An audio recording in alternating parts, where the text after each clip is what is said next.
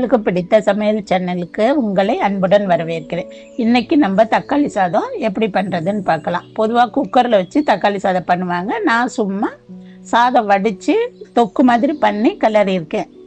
அது எப்படி பண்ணலான்னு பார்ப்போம். வாங்க வீடியோக்குள்ளே போகலாம். தக்காளி சாதம் பண்ணுறதுக்கு நான் தேவையான பொருளை எல்லாம் எடுத்து வச்சுருக்கேன். இப்போ நம்ம ஒரு கடாய் வச்சு 1 ஸ்பூன் நெய் ஊற்றிக்கலாம். அதோட 2 ஸ்பூன் எண்ணெய் சேர்த்துக்குவோம்.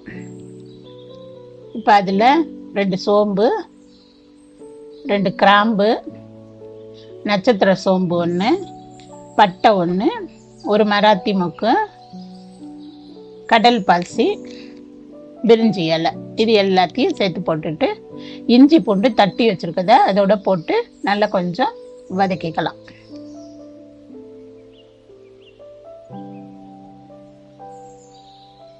இப்போ இது கூட நம்ம வெங்காயம் சேர்த்து வதக்குவோம். இந்த அளவு வதங்கினா போதும். வெங்காயம் சேர்த்துப்போம். வெங்காயத்தை நான் நீல வாக்கில் வெட்டி வச்சுருக்கேன். நீங்கள் கையில் இப்படி பண்ணி போட்டிங்கன்னா ஒத்தையாக கொஞ்சம் விழும். அதுக்கு தான் இப்படி பண்ணி போட்டுக்கோங்க. இப்போ இதையும் நல்லா வதக்கிக்கோங்க. ரொம்ப வதங்கணும்னு இல்லை, கொஞ்சம் லேசாக வதக்கினா போதும். இது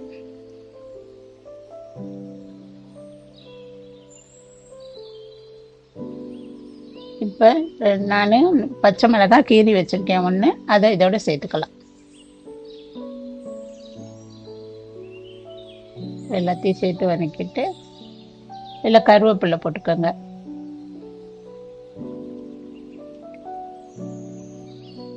நல்லா கொஞ்சம் வதக்கிட்டுங்க.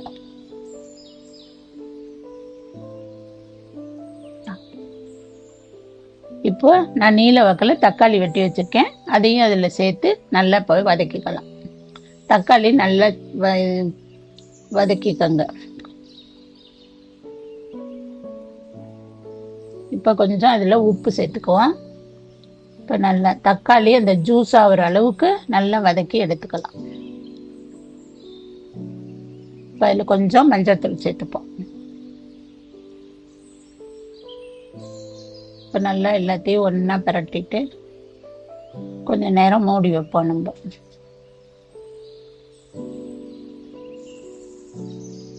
இப்போ நல்லா வதங்கிடுச்சு பாருங்க. இந்த அளவு வதங்கினா போதும். இப்போ இதுக்கு கூட நம்ம எல்லா பொருளும் சேர்த்துக்குவோம். இப்போ 1/2 ஸ்பூன் கரம் மசாலா பொடி, 1 ஸ்பூன் மிளகாய் பொடி, 1/2 ஸ்பூன் மல்லிப்பொடி போட்டிருக்கேன். இப்போ எல்லாத்தையும் ஒன்றா நல்லா கலக்குக்கோங்க.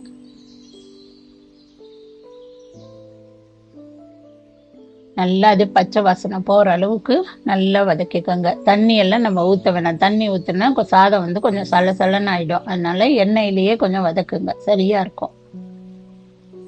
இந்த அளவு வதங்கும் போது லேசாக மூடி வைங்க.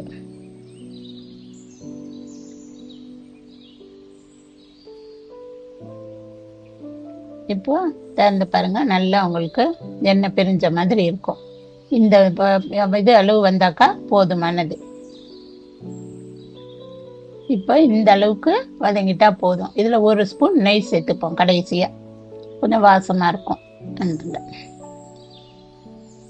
இந்த அளவுக்கு நல்லா பிரிஞ்சு வந்துடுச்சு பாருங்கள். எண்ணெயெல்லாம் ஒட்டாமல் இருக்கு பாருங்கள். இந்த அளவுக்கு வந்தால் போதும். இப்போ நான் வடித்து வச்சுருக்க சாதத்தை சேர்த்துப்போம். நான் பாசுமதி அரிசியில் செய்யலை, எப்போதும் வீட்டில் வடிக்கிற அரிசியில் தான் நான் தக்காளி சாதம் செய்கிறேன். 2 பேருக்கு ஒரு அளவுக்கு பண்ணியிருக்கேன்.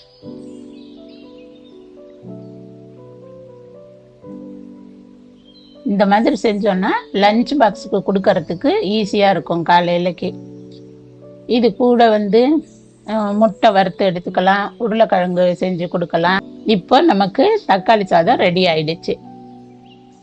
நான் இப்போ தக்காளி சாதத்தோட வெங்காய பச்சடி பண்ணி சர்வ் பண்ணியிருக்கேன். நீங்களும் இதை வீட்டில் செஞ்சு பார்த்துட்டு எப்படி இருக்குன்னு கமெண்ட் பண்ணுங்கள், சப்ஸ்கிரைப் பண்ணுங்கள், ஷேர் பண்ணுங்கள், லைக் பண்ணுங்கள். நன்றி.